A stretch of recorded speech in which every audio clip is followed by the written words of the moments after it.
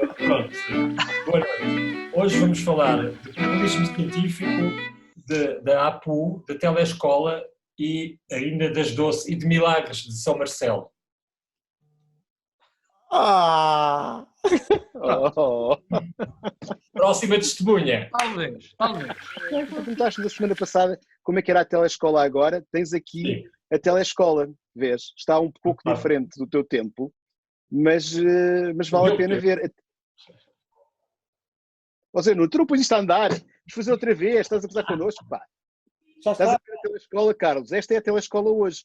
Mas Não há ouço. aqui uma coisa interessante.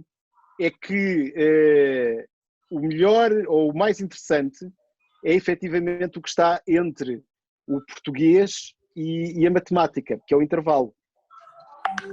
Não sei exatamente quem é que fará a gestão do que entra no intervalo, mas eu acho que valia a pena vermos um pouco. Querem apostar qual destes é que vai ser agora? O que é isto? Disparate. Eu lembro-me disto, pá. Isto passava aqui. Quem vai Exatamente. agora? Quem é que vai? Destes que passaram, qual é que vai entrar entre a matemática e o português? As doce. Claro! Só podia ser. E a música das doce? Qual vai ser? Uma de manhã. Não. Não, esta é o Alibaba. Não, é o KKO. Ok. O KKO. Pôs-me KO. Que maravilha. Opa! Isto é melhor. Ok, ó. Opa, Esta é uma ótima forma de... não sei, Susana, estavas a falar há bocado, também tinhas visto. Capaz. Olha, seria interessante nas aulas presenciais termos assim intervalos entre uma aula e outra. Olha, sabes uma coisa interessante? Há um amigo nosso, que é historiador, e que está a fazer, creio, se nos ouviram lá, Luís, está a fazer enfim, a história do audiovisual em Portugal dos anos 60 aos 80, 90, pronto. E começa aí um artigo com a história das doce num verso. Isto a propósito da democratização, não é? E do papel da mulher e da emancipação da mulher, em como em 5 ou 6 anos de um país debaixo de fascismo se passou a uma sociedade de consumo e como as mulheres, e nomeadamente as doce, podem cantar em 80, salvo Ri 2, bem bom, e põe-me KO, não é? Desculpem, estou a falar demais. Pronto, mas a questão aqui, Queria falar das basicamente, doce. é que a seguir das doce está os chutes e pontapés entre a físico-química e já não sei o quê. Ainda tem outra Portanto, coisa. há aqui Desculpa, uma... O quê? é que quando está a dar as doce, É aparecem uma promoção da cultura dados totais nacional, musical nacional. Pop. Desculpa, tem lá alguém enganou-se, tem lá uma cena a dizer, espera aí, deixa-me partilhar isto. Epá, é surreal. Tem lá uma cena que diz deputados nacionais, onde é que está isto? Olá, Zé Nuno. Olha lá, sério, deputados totais nacionais. 2018.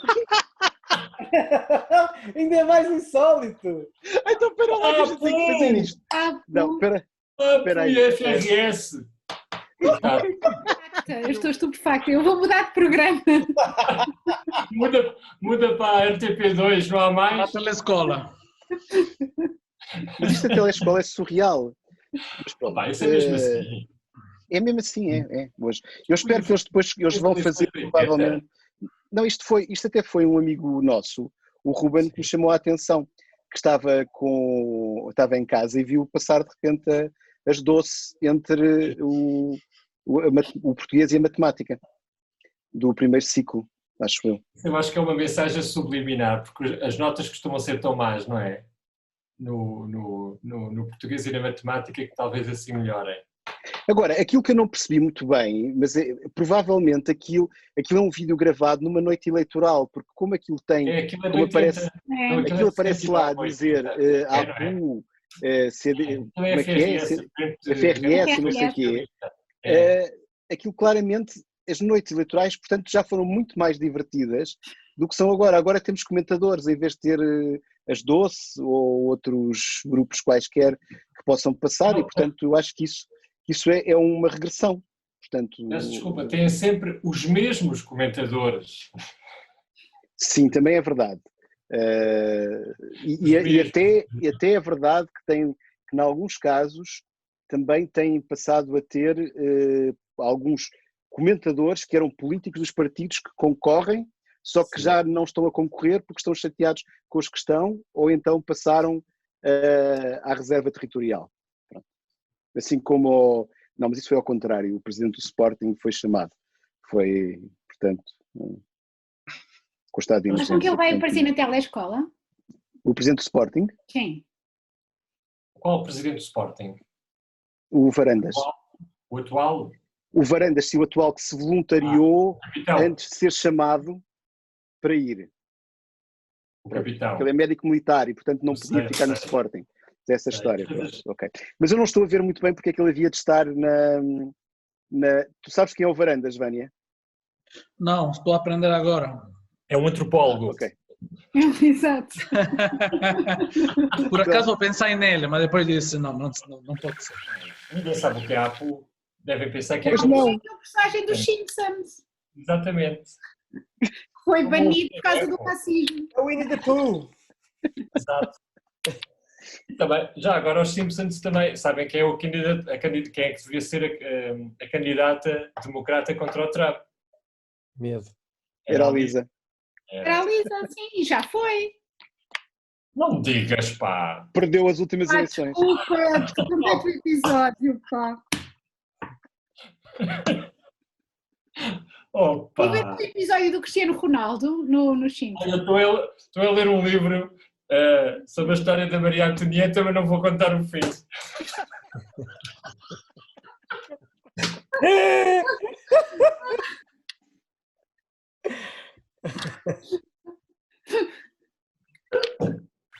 O que eu ouvi era que Portugal estava à espera de máscaras e de encomendas da China, não é? Sim. Se quer feitas pelo governo, quer feitas por autarcas, quer feitas por sabe-se lá quem Podem mais. mesmo- Mas toda a podem- gente quer comprar na China. Podem esperar à sombra da bananeira, não é?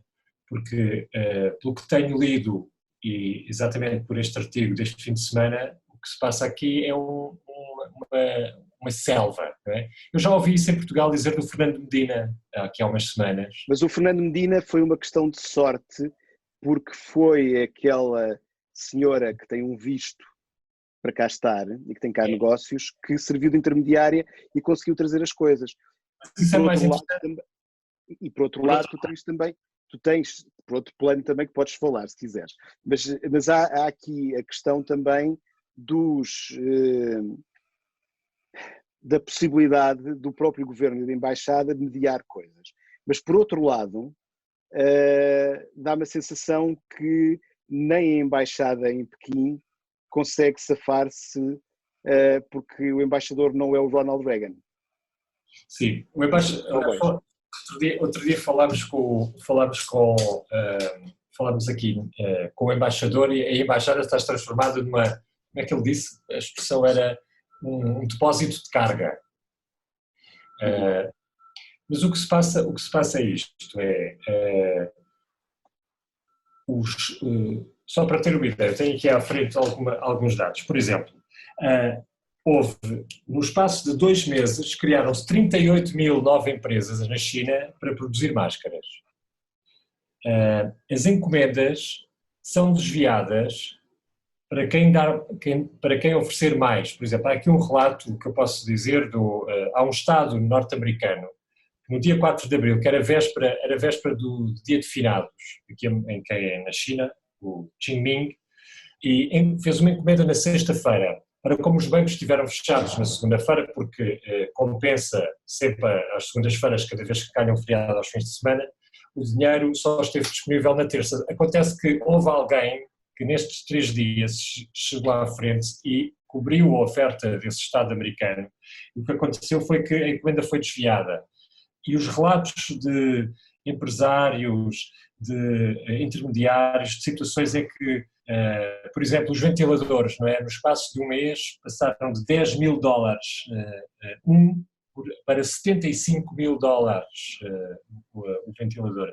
E quem tem mais dinheiro e os protocolos são completamente furados, há Estados que pagam materiais que, aliás, como aconteceu com a Espanha, material que não é válido, que chega inoperacional, enfim, há toda uma situação aqui na China. A senhora do Medina, acontece que era chinesa sim, mas era de Taiwan. E eu gostava de perguntar, e é aqui que entra a geopolítica, ou seja, Taiwan, como eu disse, e é uma dúvida que ponho, há umas semanas disponibilizou 8 milhões de máscaras para os países europeus e os mais afetados. Acontece que, evidentemente, há a política de uma só China e a maior parte dos países não reconhece Taiwan como país, não é? Ou seja, a geopolítica está a entrar nesta cadeia de solidariedade em que as ajudas por virem de Taiwan não são aceitas ou são menosprezadas e tudo está concentrado na China? A minha resposta seria que sim, mas não sei o que é que o Vânia e a Susana pensam. Mas eu, por isso, também posso dizer algumas coisas sobre o que é que eu acho que se está a passar.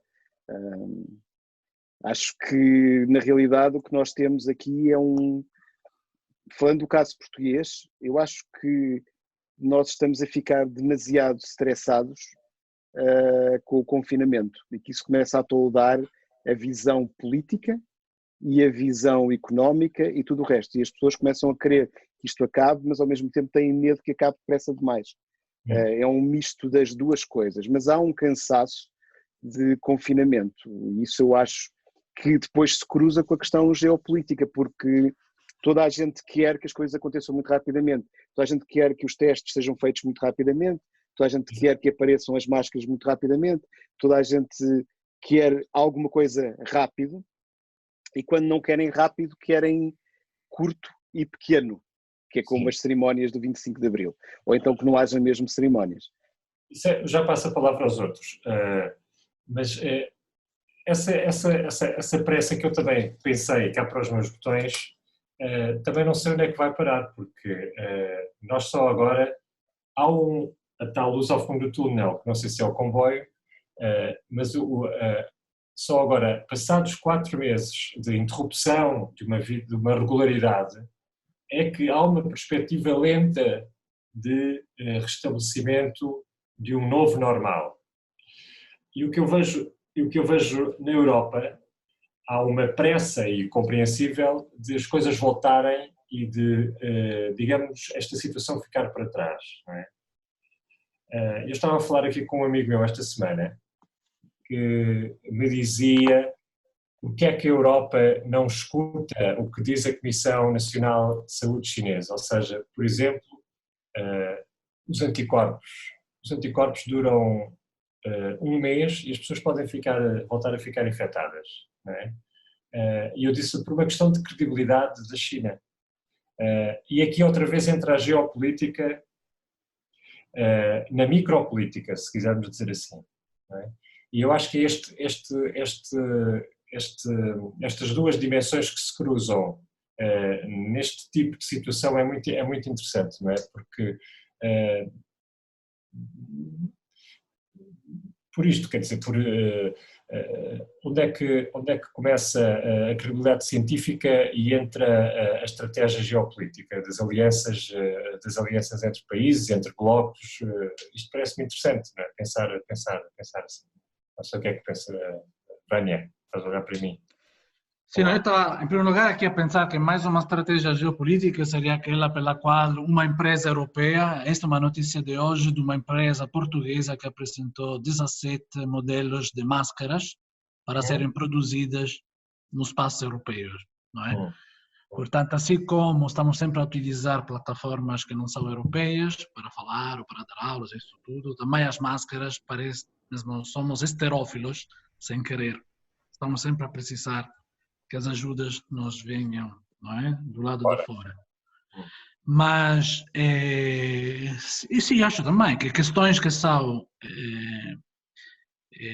apenas de cariz científico, médico, e portanto deveriam ser universais. Eu acho que os cientistas tentam de trabalhar nesta perspectiva transnacional. E há na mesma uma competição constante entre continentes, países, administrações, para serem aqueles que eventualmente, não é, lideram o processo ou podem, a partir daquele momento, começar a liderar um novo processo, não é? Da próxima maneira da globalização agora começar a funcionar, porque essa coisa é terrível, que de um lado todos dizem, todos sabemos, mas não queremos saber, não queremos tirar as conclusões daquele que começamos a perceber, ou seja, que assim a globalização determinou, ou seja, esta epidemia, esta pandemia tem uma cadeia de causas dentro das quais a maneira da globalização ter funcionado até agora. E, portanto, seria expectável que, junto com as vacinas, se procurassem também vacinas políticas, econômicas, de desenvolvimento, coisas assim, monetárias. Mas, ao mesmo tempo, é como se estivessem a preparar os motores, lá como na pole position da Fórmula 1, para ver quem é que consegue passar primeiro, segundo, logo que tivermos a vacina, não é? Esta é uma sensação mesmo desagradável, porque parece que afinal vamos aprender pouco. Vamos só aprender qual é que é a vacina para este vírus.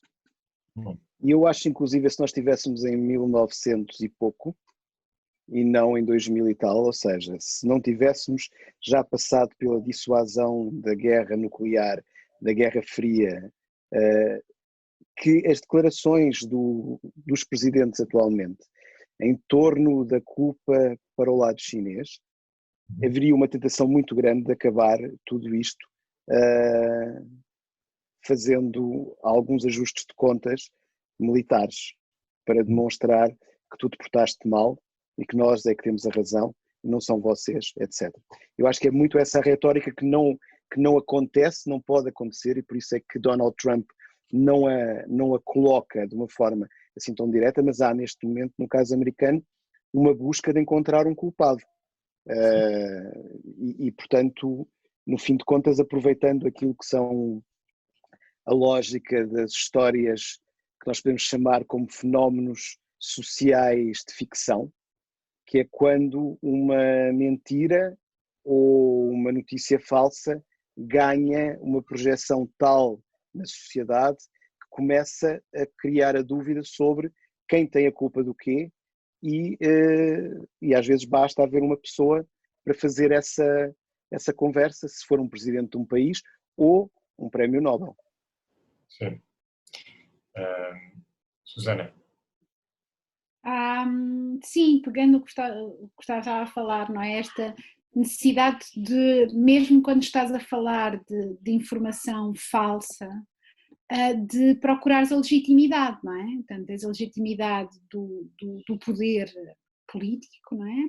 Como podes ter a legitimidade do poder científico, não é? O Nobel da Medicina, que se presta a este tipo de serviço também para ganhar algum espaço mediático, mas acho que hoje também estou um pouco pessimista e concordo muito com o que o Vânia disse sobre esta ideia de talvez não estejamos a aprender nada, não é?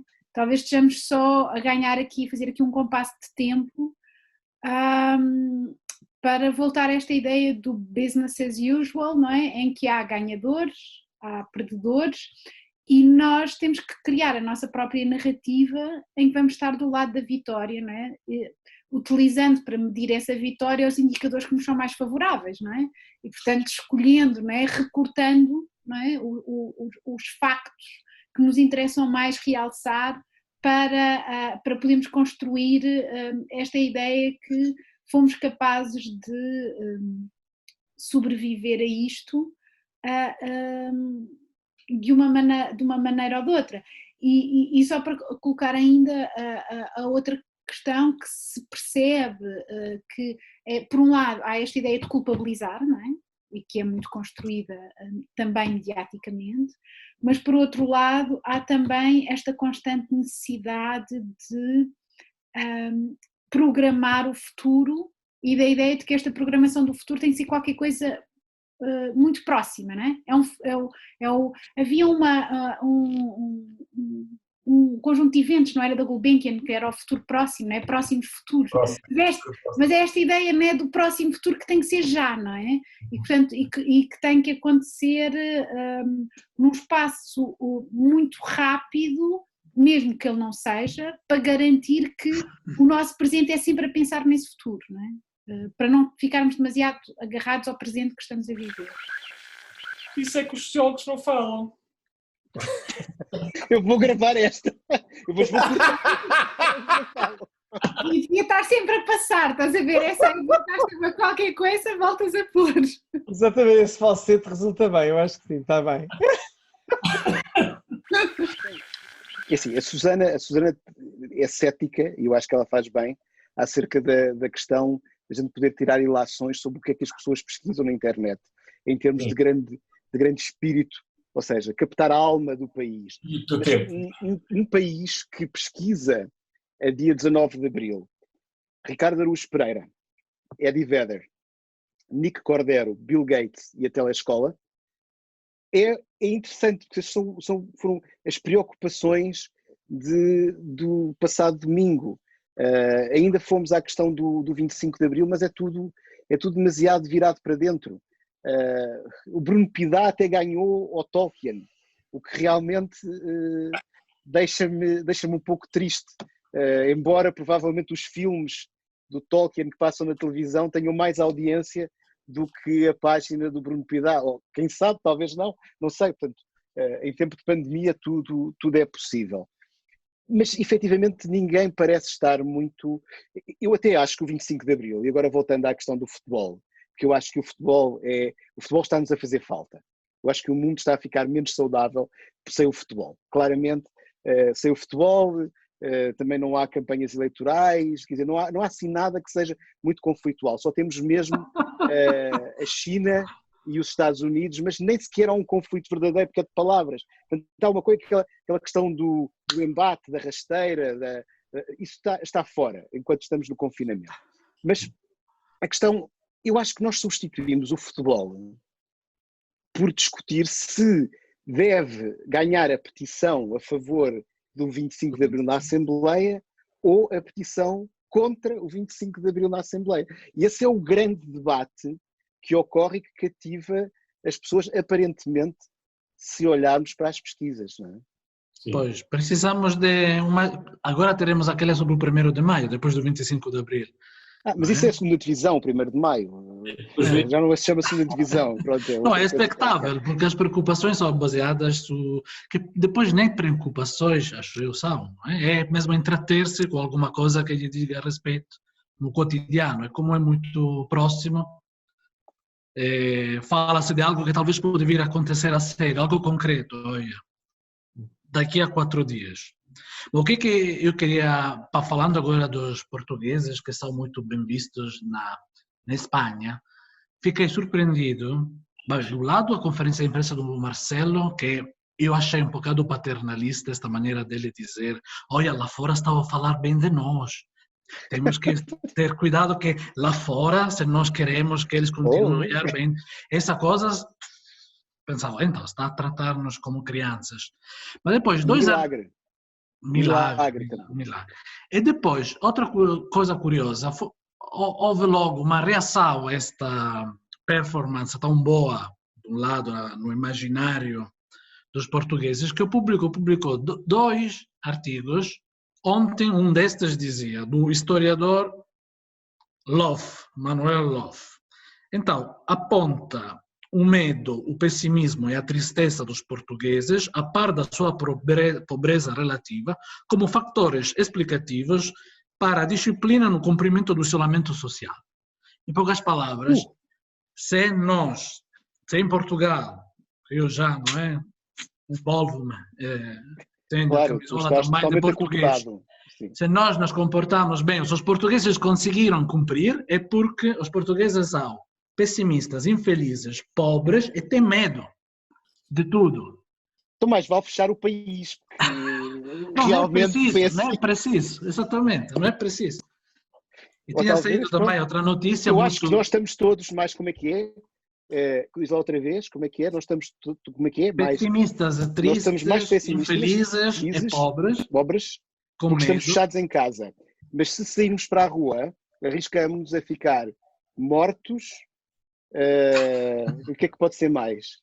Portanto, não, mas é curioso que depois também outro artigo, sempre do Público, apontava, de repente, é 880, não é? Ou é um milagre, ou é, não, se correu bem porque, outro artigo dizia porque somos ignorantes, ou seja, gostamos de ficar em casa, olhar para os ecrãs, por causa da nossa baixa escolaridade.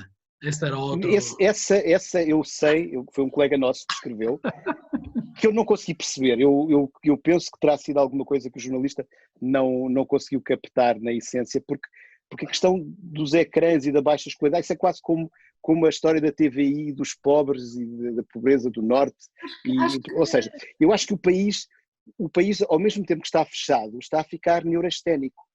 E, portanto, começa a olhar para uma série de coisas. Não tem o futebol, não tem a política. Desapareceram os comentadores, quer dizer, não há muito para falar. É uma boa ocasião, acho eu. É uma boa ocasião, porque talvez poderemos, daqui a uns meses, ter um novo teatro. Ou seja, o futebol é saudável, não há dúvida, não é catártico. Conflitos também são catárticos. Mas, de qualquer forma, este apego ao... Também, as novelas vão acabar, Vânia. As novelas estão em risco de acabar, porque se demora muito o confinamento, vão ter que começar a repetir para trás também. Temos que produzir coisas pelo Zoom. Uma telenovela em Zoom será interessante. Com certeza. Susana, estás com cara de querer dizer alguma coisa? Não, por favor, não façam novelas pelo Zoom. Fica aqui o apelo, porque faz... queria voltar ao que vocês estavam a dizer, mas queria só pegar num micro-assunto que o Gustavo falou, que foi o facto do que é que os portugueses pesquisaram, não é? E, a propósito do Eddie Vedder. E eu vou fazer aqui que foi aquele... O Eddie Vedder, penso eu, terá sido pesquisado porque participou naquele movimento global musical. E é assim, e tendo eu crescido com o Live Aid, que me causou traumas, como deve ter causado a todos vocês também. Foi um abraço a Moçambique. E um abraço a Moçambique também. Ver a casa dos artistas e a transformação do Eddie Vedder. E aqui, esta é uma provocação, portanto faço aqui o spoiler, provocação, do Eddie Vedder transformado no Bono da América, eu achei deprimente. E portanto eu não sei se os portugueses ou seja, eu não sei se o Manuel Lopes escreveu isto a propósito do facto dos portugueses terem visto este concerto e depois ficaram mais deprimidos, mais infelizes e com mais medo, se foi antes ou depois, não é? Não sei se é causa, se é efeito. Mas que é, por um lado, esta ideia do combate ao medo, não é? Pela partilha desmesurada de momentos não interessantes, que eu acho que devia ter sido questionado, não é? Eu acho que isso é fantástico. Não é? Porque temos que estar a partilhar coisas sem interesse?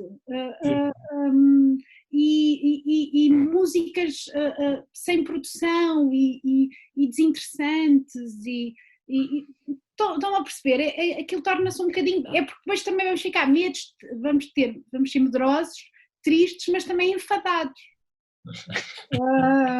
E enfartados, se continuarmos a comer tanto também. Não é? Há todas as pessoas que partilham comida, não é? E sobre o qual nós ficamos quase à beira do enjoo, não é? Já não conseguimos ver mais pratos bonitos e pessoas em casa a tocar. Era isto. Sim. Também tinha aquele vídeo daquela senhora sevilhana a cantar se à janela. À janela. Não tens aí o vídeo da senhora sevilhana, pois não? Como? Não tens aí o vídeo.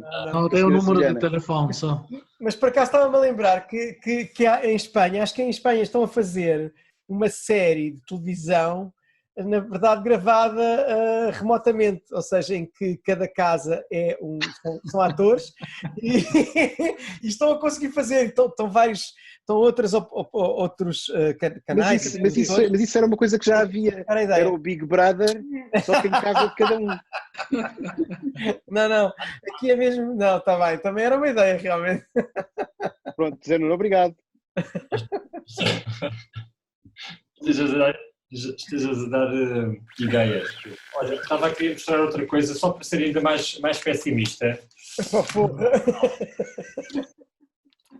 A Austrália. não é? Estou a ver. Antivirus measure. Mas que medidas são essas? Distanciamento social, alguns confinamentos. E o Canadá também já disse que as medidas podem desaparecer, podem se atenuar, mas isto prolongar-se até 2023-4. Obrigado, Carlos. Há uma coisa que eu queria falar também e que é uma provocação mais para a Susana e para o Vânia, que é, eu não sei se, mais uma vez pela minha obsessão, não havendo futebol e não há outra coisa, e ao mesmo tempo que achamos que temos que ser exemplo para o resto, não estamos a resolver a necessidade de alguma conflitualidade através dos diferentes populismos científicos. Eu não sei se o artigo que o Vânia estava a ler há bocado do Público pode entrar na categoria do populismo científico, mas nós tivemos esta semana alguns artigos de opinião sobre um que era Portugal é um país muito perigoso e outro que dizia precisamente o contrário, Portugal é o país onde toda a gente quer viver. E eu tenho esta sensação que nós estamos em busca, ou que está a surgir, uma outra coisa que a gente podia chamar populismo científico. Acham que também é um efeito secundário do confinamento? Não, é uma geopolítica dentro do país, ou seja, os artigos que tu referenciaste são artigos que remetem apenas para Portugal, porque também a nível internacional existem populismos científicos sobre as coisas até que têm a ver com como sairmos, não é, da pandemia. Mas neste caso é mesmo uma questão de equilíbrios, de uma luta entre opiniões diferentes para depois dizer se as coisas aqui estão a ser bem tratadas ou maltratadas. Eu vejo uma continuidade com aquilo que você estava a dizer há bocado, ou seja, a ideia no fundo é que a verdade, a famosa pós-verdade, no fundo é dizer que os outros estão a mentir. Não é dizer que eu tenho uma coisa séria para sustentar, mas eu digo que os outros estão falhados, estão errados, estão a enganar-nos. Acho que no meio destas informações, aquelas que mais nesta semana para mim foi importante, que passou à margem, eu li para um jornal francês, que é o cancelamento da dívida africana, da maioria dos países africanos já está na mesa para ser aprovado. Falta só o ok do governo, mais uma vez, chinês. Que como a China... E nós, Portugal, é Europa ou África? Nós é Europa, ou seja, cancelamento da dívida com os países europeus. Sim, mas eu estava a perguntar se a nossa placa tectónica nos aproxima, se isso nos poderá permitir ter a dívida cancelada também. Portugal. Pois. Esse seria um ótimo resultado. Quem sabe? Seria uma boa política monetária. A dívida a partir de agora não existe para 2 anos, não é? Isto que... Mas uma coisa interessante é como a China é o mais, podemos dizer, resistente à ideia de condonar, de cancelar a dívida na África. Mas isso podia ser uma coisa, isso podia ir ao encontro da ideia do Carlos, em que tudo se está a jogar, porque a dívida, a China ter parte da dívida dos países africanos é uma forma de ter também um contrapeso na gestão da sua relação com a África. Olha, uma coisa que me lembrei. Podes dizer? Posso dizer? Mesmo importante, obrigado por falarem da África, há o seguinte, há esta situação aqui de racismo, ou seja, em Cantão, os africanos, famílias africanas, estudantes africanos, trabalhadores africanos, ilegais africanos e também europeus, mas sobretudo os africanos, sobretudo, sim, começaram a sentir na pele ainda mais o fenómeno de racismo. O que é que aconteceu? Muitos foram expulsos das casas onde estavam, alojados, foram impedidos de entrar em centros comerciais, em lojas, em hotéis, em hostels, por aí fora, acabando na rua. Muitos foram forçados a fazer os testes, várias vezes, foram obrigados ao confinamento várias vezes, ao ponto de a situação suscitar os protestos de vários países em África e a convocação dos respectivos embaixadores chineses nesses respectivos países, como a lembrar do Ghana, salvo erro, e ao ponto de o Ministério dos Negócios Estrangeiros, na conferência de imprensa diária que faz, ter que se pronunciar sobre o assunto e a dizer que estava tudo bem. Mas em África os vários países diziam que não estava tudo bem. E o que aconteceu esta semana foi que alguns analistas começaram a olhar para estes fenómenos e a colocar em causa as relações diplomáticas entre a África e a China, justamente por causa destes fenómenos. Não se cinge apenas aos africanos. O cônsul português em Cantão, esta semana, disse que tinha conhecimento de situações de racismo em relação a portugueses e também em relação a europeus brancos, não é?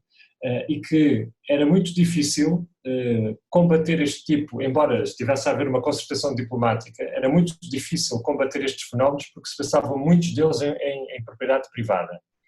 Mas o que acontece hoje, a esta hora que estamos a falar, é que há nas ruas de Cantão, e aliás os jornais aqui mostravam várias fotografias dessas situações de famílias inteiras e de gente negra no meio da rua suscitado por isso, por causa desta situação de racismo por causa do coronavírus. Será que nós conseguimos falar de mais alguma coisa? Não sei. Será que estamos a ficar deprimidos? Não sei, eu tenho a sensação que estamos menos alegres esta semana do que estávamos na anterior, portanto, Hoje estou cansado. É o horário. Não, hoje estou cansado. Está bem, mas tu estás longe, é como o populismo científico, a gente não pode fazer aqui a média de nós os quatro, tu estás em Macau, nós é que estamos aqui, não é? Portanto, não sei.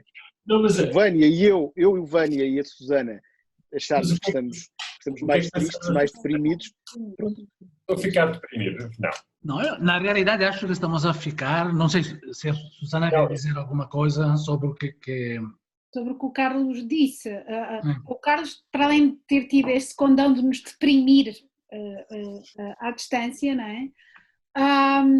Eu queria só puxar um outro tema que de uma certa forma se liga com todos os que vocês falaram antes e que tem a ver com uma notícia que já não sei qual foi o órgão de informação que deu a notícia, mas é uma notícia sobre um dos bairros mais multiculturais de Lisboa. Uhum. E que foi dada como, a notícia foi dada mais ou menos assim: hostel na Moraes Soares é evacuado. Essa história. Não, a questão é que não se trata de um hostel, trata-se de um edifício que aloja centenas de imigrantes, uns legais, outros não legais, não interessa aqui mas interessa porque eles não podem encontrar outros espaços habitacionais, em que chegavam a viver no mesmo apartamento 5 famílias. Ok?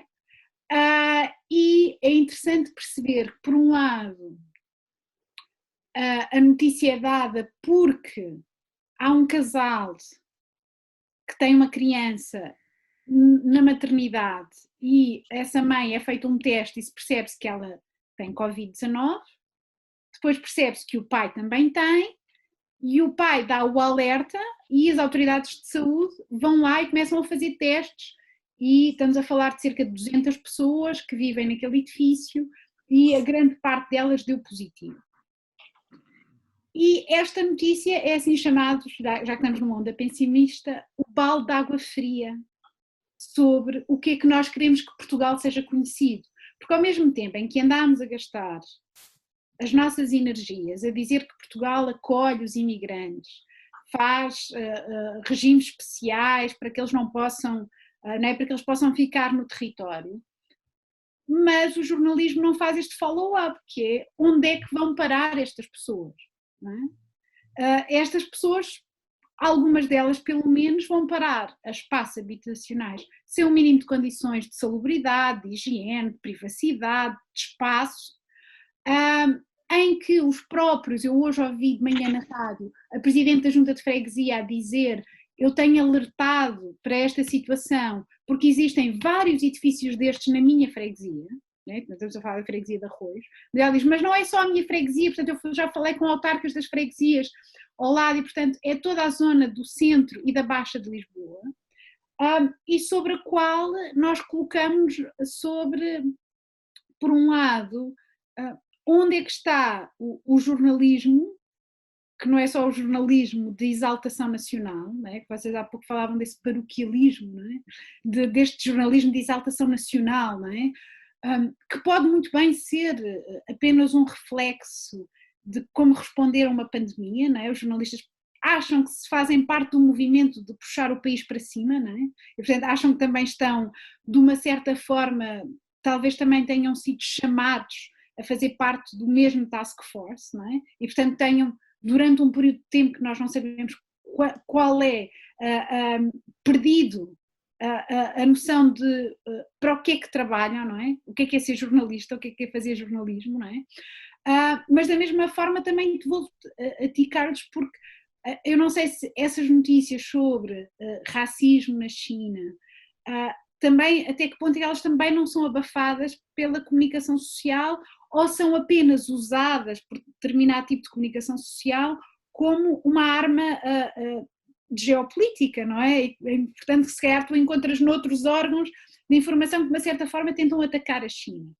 E isto só para concluir o meu raciocínio, um dos canais que eu sigo com algum interesse é o China Daily, e o China Daily tem, nestes últimos dias, de uma forma bastante provocatória, colocado muitas notícias sobre o número de mortes nos Estados Unidos da América. Mas o China Daily é um jornal oficioso do Partido Comunista, não é?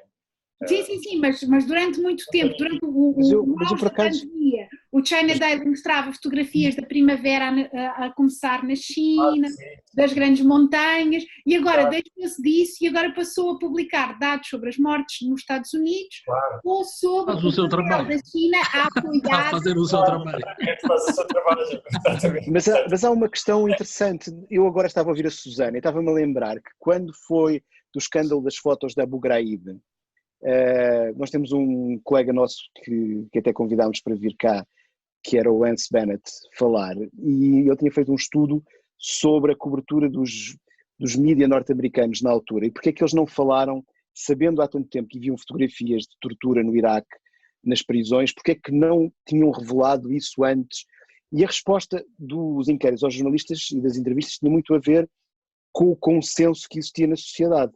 Não havendo ninguém que fizesse bandeira do que estava a acontecer àquelas pessoas que estavam a ser torturadas no Iraque, ou seja, o legislativo, o presidencial, o judicial, mesmo associações da sociedade civil, ninguém tomou isso como chapéu e, portanto, não existia nas notícias.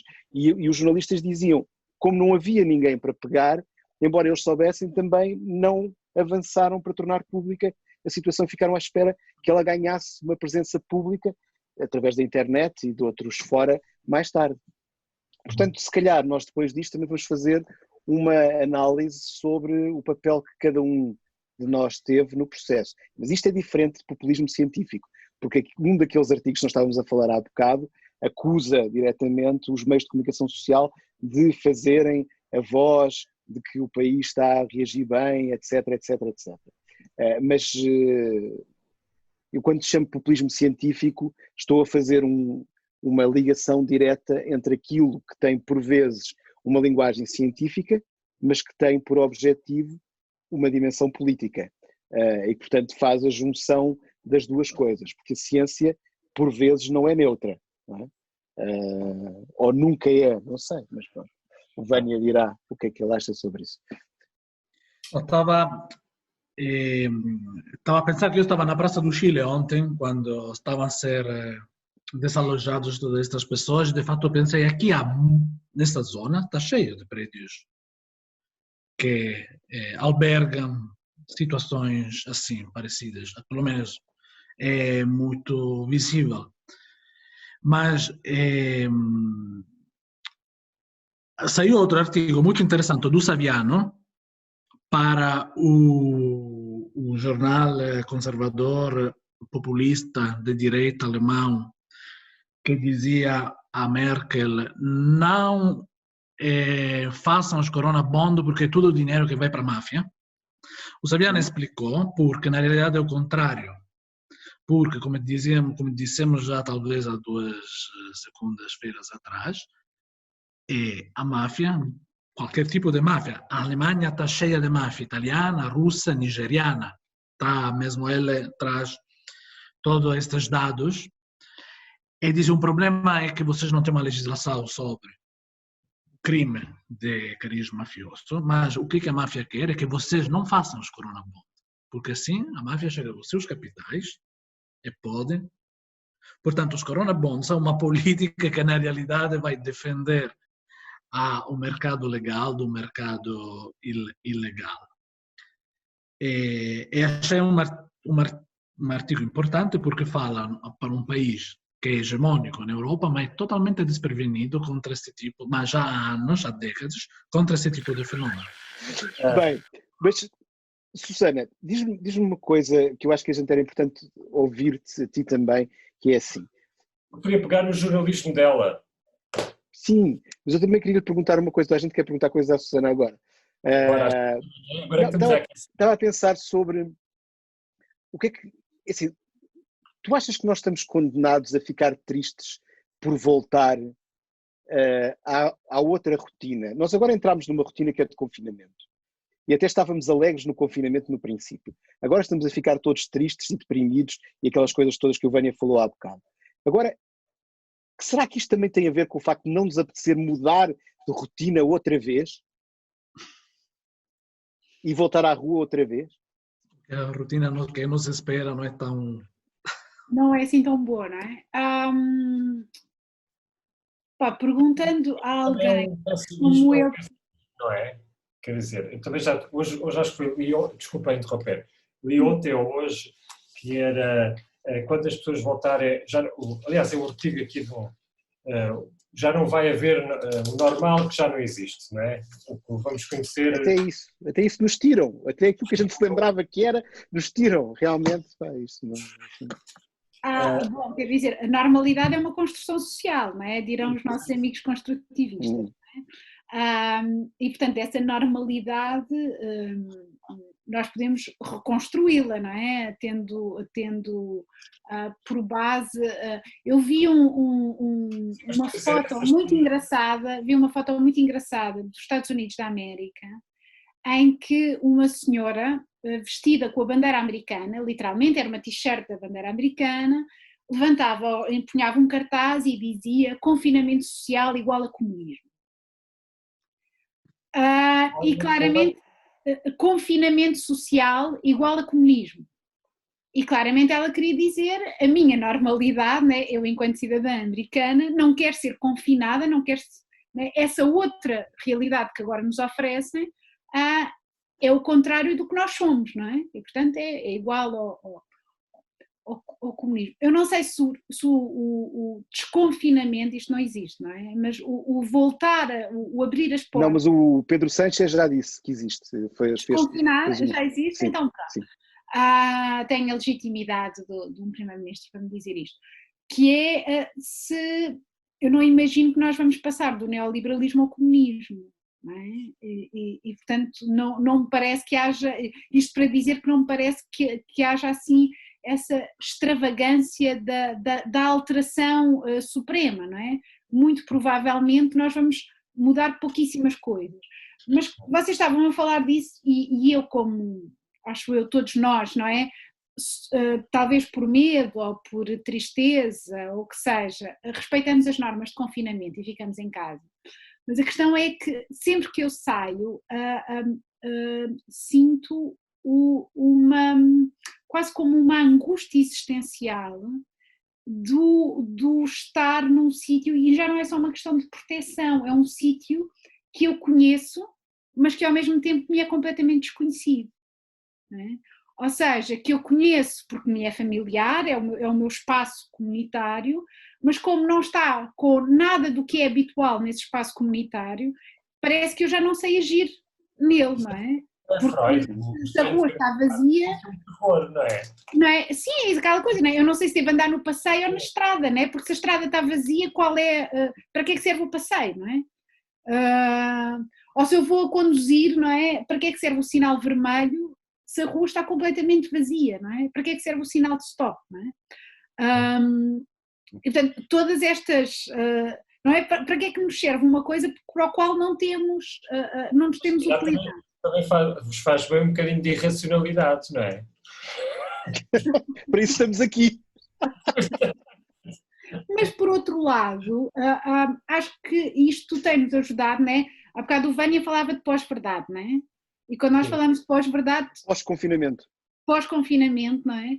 Também podemos falar muito destas realidades segmentadas ou fatiadas em várias bolhas, não é?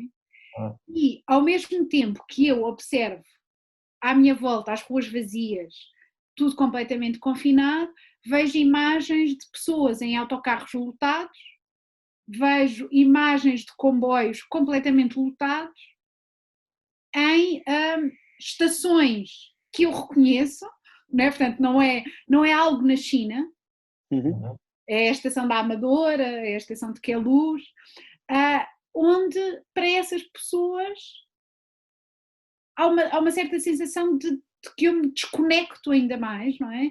E sobre a qual parece que eu ainda tenho menos a partilhar com essas pessoas, porque eu não faço ideia o que é estar hoje, não é? 20 de abril de 2020, a tentar entrar num comboio completamente lotado para chegar a casa. Não é? E como é que se vive com isto? Em teoria deveria ser proibido, não é? Exato, não é? Como é que é possível, não é? E o que é que se diz? Que o próximo futuro, mesmo próximo, será feito de carruagens no metro, transportes públicos, bônus para irmos, check-vales para irmos de táxi de borla, tudo isso para proporcionar uma mobilidade mais distanciada, mais uma vez. Exato, sim, mas essa mobilidade distanciada, mais uma vez, tem que ver com o que é que tu fazes, não é? Qual é a classe social em que tu estás inserido, qual é o teu grupo, não é? Tudo isto, não é? Nós temos várias olhares, não é? Sobre uma mesma realidade, não é? A pessoa que por razões diversas tem que ir trabalhar, não tem acesso a um transporte privado, não é? E tem que entrar num transporte público e aguentar-se, não é? Não sei se é aí que está o milagre, não é? É que nós estamos numa situação em que temos, inclusive o discurso hoje, por exemplo, não falámos ainda de Rui Rio esta semana, ou falámos muito rapidamente, mas o Rui Rio disse que não deveria existir os aumentos para a função pública, porque estamos neste momento nesta situação. Isto é claramente um discurso populista, porque ele faz as contas do que ganha e do que perde entre os votos da função pública e os do resto do país. Mas realmente esse jogo novamente está em cima da mesa. É uma das outras narrativas, é uma outra construção daquilo que nós estávamos a falar há bocado, uma construção, um fenómeno social ficcional, que é a de que existem dois países diferentes, o dos funcionários públicos e os das outras pessoas, e que os funcionários públicos não estão a ser prejudicados pelo confinamento e o resto está a ser. Portanto, este também é um momento em que nascem múltiplas dinâmicas de tentar dizer que há realidades diferentes, quando nós nos esquecemos que muitas famílias têm funcionários públicos e outros que não são funcionários públicos, que há muita gente em casa também e que está a fazer teletrabalho, que há muitas pessoas que estão bem protegidas e outras não, e tudo isto está a ser cozinhado aqui um caldo que é perigoso. Eu sei que para um político é atrativo pegar nele, é atrativo fazer as discussões sobre o 25 de Abril, sobre os cidadãos de primeira e de segunda, dar um toque para um lado, consenso, apoio às medidas, por outro lado, bater nuns e passar a mão pelas costas de outros, tudo isso faz parte desta dinâmica. Mas é um jogo perigoso de jogar no meio da pandemia também, porque é muito fácil as coisas descarrilarem. Agora ficaram mais pessimistas ainda. Pronto. Não vale fazer isto. Mas é difícil imaginar uma tensão, um conflito social neste momento, porque a rua não pode sair, portanto, parece tudo tão abafado ou tão... Vai haver 1º de Maio e essas coisas aí. Vai haver, mas não se sabe como. Essa é a discussão. Com uma Depois do fita 25 de Abril. métrica. O 25 de Abril são as meias finais. Depois a final é o 1º de Maio. Portanto, ainda primeiro tem que se jogar esta, depois é que se pode jogar a outra. Não, agora estava-me a lembrar de como o Vânia acabou o programa a semana passada, que foi a questão do espaço público, quem é que está no espaço público e quem é que não está no espaço público, e se calhar pegar no como começámos o programa, ou o episódio esta semana, que o confinamento, no fundo, também é um privilégio de classe, não é? Porque há quem não se possa permitir estar em casa. E eu lembro-me disto por causa do que se passa aqui nas Filipinas, não é? Mas tu não estás em Macau? Sim, mas é aqui ao lado, é 1 hora e meia. Okay. E o que acontece é que as pessoas que precisam de sair para a rua todos os dias para ganhar, porque ganham ao dia e não podem estar em casa, mas se saem para a rua ameaçam ser baleadas, não é? Pela polícia, essa situação. E lembrava-me de que o que o Vânia dizia a semana passada era que passando na Almirante Reis, em Lisboa, e o que via era prostitutas, sem abrigo, e lembrando-me outra vez dos prisioneiros que são libertados, que também não têm para onde ir, não é? Não têm uma família para onde voltar. E no fim acaba por ser tudo um pouco, são medidas, aquela coisa a tentação do bem acaba-se por fazer o mal, não é? No fundo há uma intenção politicamente benévola, mas que acaba por mandar para as ruas, e a rua hoje, e isso também é um debate interessante de se fazer, o público, ou a esfera pública hoje é uma, digamos, como é que aparece nesta crise, não é? Com uma esfera diminuída, uma esfera de cidadãos de segunda, das margens, das franjas, dos menos privilegiados. Talvez fosse um debate também interessante de fazer entre sociólogos. No outro dia. Outro dia, pois, daqui a pouco vou tomar um pequeno almoço. Eu acho que tu tens que fazer uma abertura. Sim. É o momento também. Vânia, tens alguma coisa que queres dizer? Não. Particularmente divertida? Susana, tens alguma coisa que queres dizer particularmente divertida? Vou ligar a luz. Não tenho assim, não. Eu acho que vocês estão todos assintomáticos. Eu acho que nós estamos todos assintomáticos, sim. Assintomáticos do otimismo. É como o Vânia dizia. Nós éramos felizes e não sabíamos. Exato. Nós estamos apocalípticos e não sabíamos. Assintomáticos.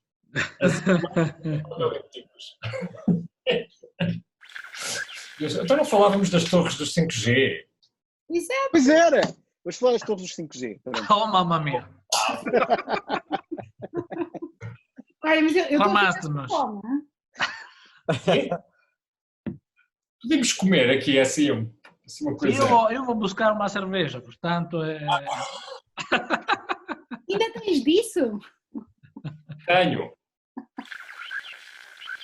Esperamos que tenham gostado deste episódio e voltaremos em breve.